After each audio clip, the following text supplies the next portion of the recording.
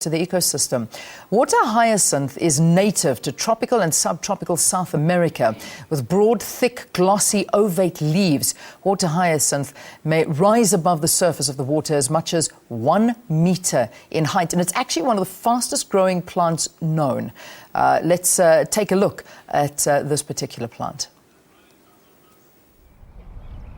At a glance, you would mistake this floating plant as harmless. After learning more about this plant known as the water hyacinth, one understands how detrimental it is to the ecosystem.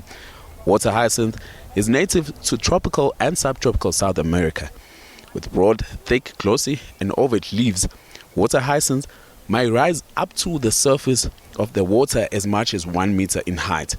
One of the fastest growing plants known, water hyacinth reproduces primarily by way of runners or stolons, which eventually form daughter plants.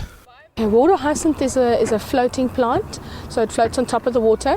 It is quite aggressive. The plant can make babies or double its biomass every 5 to 10 days. So you can go from 1 hectare or 1 hectare of plants to 64 hectares within a month. So the costs to control will double exponentially every 10 days. So it becomes very difficult to control. The Nooitgedacht Dam in Morula outside Pretoria has been struggling with water hyacinth for years. The plant had practically taken over the dam, covering over 60% of the water surface.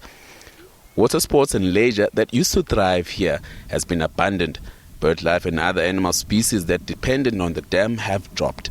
However, the Department of Environmental Affairs is coming to the rescue.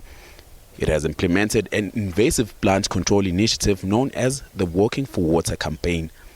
The Working for Water program was started in 1995. Then it was started by the Department of Water Affairs and Forestry, and it is a multi-departmental initiative now led by the Department of Environmental Affairs, and it aims to control and eradicate invasive alien species.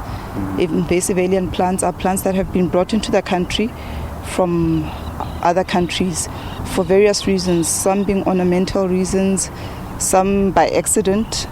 And once they get to South Africa, they start out competing the indigenous vegetation and are also a threat to the environment and to the water resources. The Working for Water campaign is producing positive outcomes for both this dam and the poorer communities surrounding it. Since the clearing of water hyacinth started earlier this year, improvement can be seen with clear patches of water, bringing back the dam's natural beauty. A number of locals who had no jobs were employed, where the youth, women and people with disabilities were given preference. There is still more work to be done. The aim for this dam is that there is no water hyacinth on the dam, but that is not possible because water hyacinth, because of its active or aggressive growth, and also because the seeds are viable for 20 years. So once you've seen water hyacinth and it's flowered, the seeds are viable for 20 years. So you've pretty much got a 20-year management plan on your hands.